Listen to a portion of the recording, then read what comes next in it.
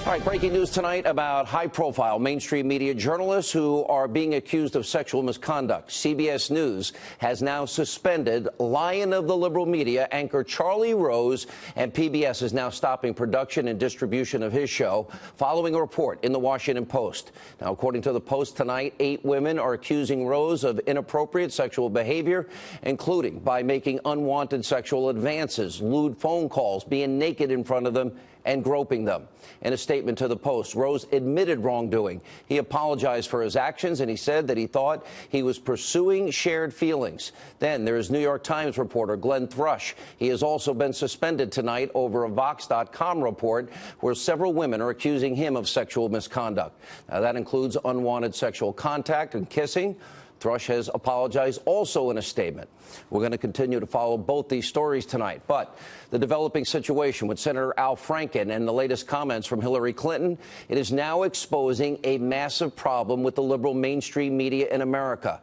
Because for decades, the media has been feigning moral outrage when it comes to allegations against Republicans while defending year in and year out those Democrats who have been accused of doing far worse, a massive double standard.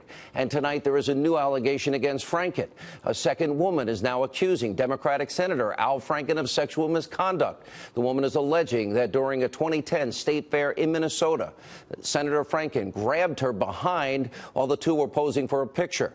The woman also posted the picture on Facebook and later responded to a comment about this, writing, quote, "Al Franken totally molested me, creeper." Now, keep in mind, this is 2 years into Franken's first term as a U.S. Senator. Now, Senator Franken is responding to the latest allegations by saying, well, he takes thousands of pictures with people. He doesn't remember this specific incident. And Senator Groper added that he feels badly that the woman felt disrespected by their interaction. Now, we did reach out to Senator Franken for a statement, but his office shockingly refuses to get back to us. Unfortunately, none of this should really be all that surprising. This is the same guy who made jokes, nobody else in the media will talk about it, about drugging and raping women. Joke? Who does this? And last week, Franken was accused of sexual misconduct by radio host Leanne Tweeden. And Tweeden revealed explosive information about Senator Franken last week. According to her, during a 2006 USO tour, Franken forcibly kissed her while supposedly rehearsing a skit backstage. There's also this photo of Franken groping Tweeden while she was asleep on a flight. Now, Leanne Tweeden says she didn't even know that happened until after she got home and started looking through pictures of that trip. Franken did issue an apology, but claims he doesn't remember the kissing incident backstage. Senator Franken is also being accused of harassing yet another woman, Melanie Morgan, radio TV personality, co-founder of the website Media Equalizer. She's accusing Franken of harassing her on the phone.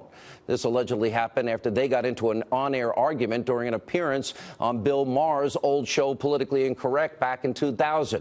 And Melanie Morgan says she had to threaten to call the police to get Franken to stop, which he did. Now, despite all of that, some members of the media, well, they're making excuses for Al Franken, even tonight. Take a look. There's a new report that Senator Al Franken grabbed a woman's behind at a fair back in 2010. He says he doesn't remember doing it. We're going to start to go after everyone in every power industry for something like a butt slap. I'm worried that there's going to be no one left running anything. Yeah, that may be true. To ask him to resign, I don't know if that's the appropriate response either. I mean, no senator has been asked to resign ever. We've also, I think, unfortunately, slowly slid culturally into a moment when forgiveness is now married to ideology. If you're a conservative, and Bill Clinton, or Al Franken, get him out or get her. Right. He took a picture, which his office now says was a joke, that showed him potentially not actually groping, but mock groping her. She also published a picture that was given to her of her asleep with Senator Franken mock groping her. Excuse me, in the case of Leanne Tweeden, there's the evidence. It's all there. Franken's not even denying it. It just shows how low the mainstream media, Democrats, are willing to go to defend people that suit their ideology, like Franken. And what the mainstream media won't tell you is that Franken has been sick and twisted for years. For example, he was on Saturday Night Live, 1995. He suggested a skit about drugging and raping Leslie Stahl of 60 Minutes. He said, quote, well, I give the pills to Leslie Stahl, then Then when Leslie's passed out, I take her to the closet and rape her. Or that's why you never see Leslie until February. When she passes out, I put her in various positions and take pictures of her. It's creepy. Supposed to be funny? And in 2000, Franken, he wrote a satirical article for Playboy magazine. The headline, Pornorama. The vast majority of what Franken wrote, we can't even repeat on TV, but in one part, Franken wrote, quote, I'm talking, of course, about the internet, which is a terrific learning tool. For example, a couple of years ago, when he was 12, my son, he used the internet for a 6th grade report on bestiality. Then in 2008, when Franken was running for the Senate, he actually apologized for the comments we just showed you. But it turns out Franken was lying. How do we know? Because in his new book, Franken says he faked the apologies in order to win votes. He writes, quote, to say I was sorry for writing a joke was to sell out my career, to sell out who I'd been my entire life, and I wasn't sorry. What I had written, Pornorama, or pitched that stupid Leslie Stahl joke at 2 in the morning, I was just doing my job. Oh, his apologies aren't real. Then there's the Clintons. Now, for those of you in the mainstream media, pay attention. Why is this important? Because for 30 years, 30 Democrats on behalf of the Clintons have smeared, slandered, besmirched, victim-shamed anyone and everyone who dared to tell what turned out to be the truth about Bill Clinton. And the media has always been their willing accomplices in and out this. They have been complicit up to and including through last year. The only reason now some in the political world are finally starting to acknowledge what Clinton did is because Bill and Hillary Clinton are no longer important. So now that it's politically expedient, now that they can't hurt them, the Clintons that is, well, members of the media, even some, but only some, are only beginning to start to call out the deplorable behavior. So it's not about principle for them. It's about, well, from 1991 until 2016, the media defends the Clintons on everything, regardless of how damaging or disgraceful the allegations were. And, well, they can do it now. They can say, well, maybe it wasn't right, but I believe Juanita. Okay, well, Hillary Clinton continues to smear, slander, besmirch her husband's accuser today. Just take a listen to the latest attack by Hillary. Look, I think every situation has to be judged on its own merit. I think it's unfortunate that people are either misremembering or misinterpreting history. Really? Every one of those women, they're misremembering Hillary? Well, what happened to believing, as Hillary told us in an election year, women when they do come forward? Remember this. Today, I want to send a message to every survivor of sexual assault. Don't let anyone silence your voice. You have the right to be heard. You have the right to be believed, and we're with you. Right to be believed? You're with them? Does Hillary Clinton really think that the women who have accused her husband of sexual misconduct and even rape, they're actually misremembering what Bill did to them? Hillary herself orchestrated a campaign to discredit and destroy all of them. And here's what the media said about the Clintons' accusers just last year during the election. Take a look.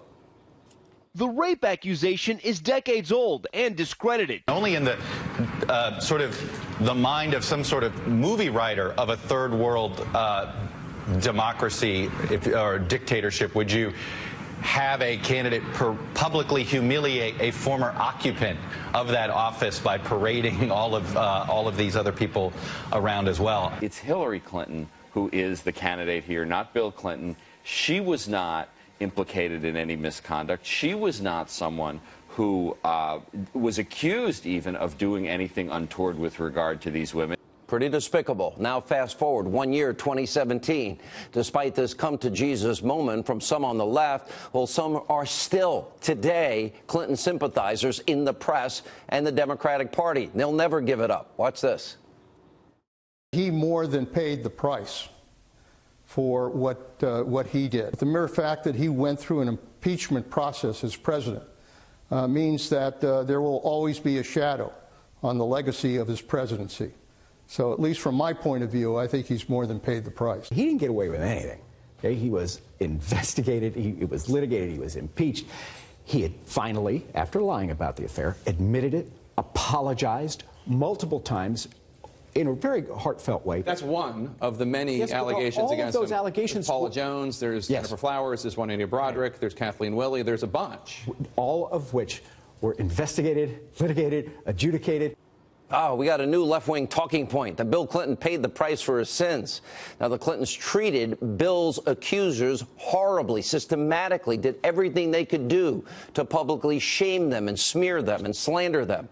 In '92, during the presidential primaries, Jennifer Flowers revealed she had a 12-year affair with Bill Clinton. The Clinton campaign, remember, they had a war room, bimbo eruptions. They sprung into action, all to attack Flowers. And then Bill and Hillary, they show up on 60 Minutes. They deny the charges and went after Flowers' character. And the media, they never took it seriously. How do we know? Take a look at this clip from the documentary, The War Room. It shows how the press, the liberal media in this country, actually reacted to a question during that Flowers press conference. Watch them laugh. Did the governor at any time tell you on the telephone to just tell the truth about what happened? He told me to just deny it. Governor Clinton use a condom? Jesus. Right here. Right here.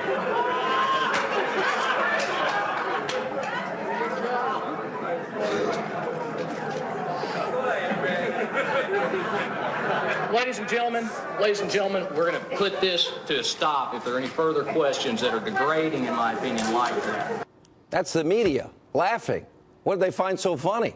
Now, to further smear Flowers, Hillary told Vanity Fair the following. Well, if we've been in front of a jury, I'd say, Miss Flowers, isn't it true you were asked by the AP in June of 1990 and you said no? Weren't you asked by the Arkansas Democrat and you said no? I mean, I would crucify her. Really, Hillary? Crucify her? What happened to believing her? Women have a right to be believed. Then in Carl Bernstein's book about Hillary's, well, he writes that Clinton would refer to Jennifer Flowers as trailer trash. Bill Clinton later admitted to having a sexual relationship with Flowers, and he admitted it only when he was under oath. Next up, Paula Jones. She accused Bill Clinton of exposing himself in a hotel room, and after filing a lawsuit against him, well, Clinton ended up paying Jones $850,000 with an out-of-court settlement. And in a related case, Clinton lost his law license in Arkansas for 5 years. The Clinton machine also went vicious after Jones, according to the New York Times and fake news CNN and other outlets. Longtime Clinton ally, CNN pundit for a while, James Carville, remember, infamously said this about Jones: if you drag a $100 bill through a trailer park, you never know what you'll find. And Carville also slammed Jones by saying she only sued Clinton because of money. Then, of course, there's Monica Lewinsky, the White House intern, that had an affair with Bill Clinton. And just like the other accusers, well, Hillary had a nasty nickname for Lewinsky. According to a journal entry that was made public, Hillary's friend, Diane Blair, said Hillary called Lewinsky a, quote, narcissistic Looney Tune. Then you have Kathleen Willey. She accused Bill Clinton in the Oval Office of groping and grabbing and fondling and touching and kissing her, all against her will, while she was a volunteer at the White House. Willey later said that Hillary enabled her husband's predatory behavior. And, of course, we can't forget Juanita Broderick. She alleged that Bill Clinton raped her in 1978. Broderick also describes an encounter where Hillary tried to silence her. Well, that's who the Clintons are, who they've always been.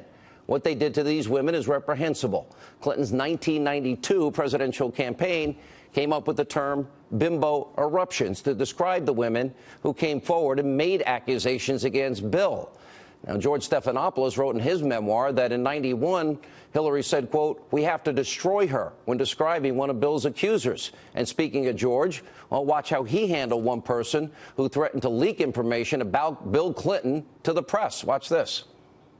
What is names, addresses? I can send you a fax with names, addresses, phone numbers of who you had an affair with.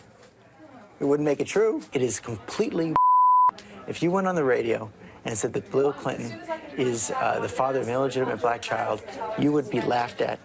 People would think you're crazy. I guarantee you that if you do this, you'll never work in Democratic politics again. Maybe you don't want to. I'm not saying it matters. You will be embarrassed before the National Press Corps. People will think, nobody will believe you, and people will think you're scummy. The alternative is you don't do it. It causes you some temporary pain with people who tomorrow aren't going to matter. And you have a campaign that understands that in a difficult time, you did something right. And, you know, that's important.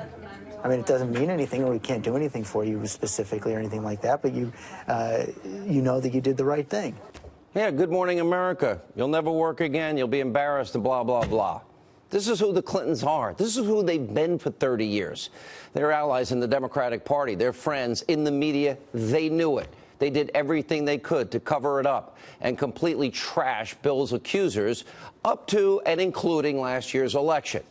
Is that inexcusable? The media also never reported that Hillary and her family foundation, I talked about it a lot last year, took tens of millions of dollars from countries that abuse women, kill gays and lesbians, persecute Christians and Jews, which is horrible. She took all that money. The Clintons literally, by taking it, endorsed that repressive behavior.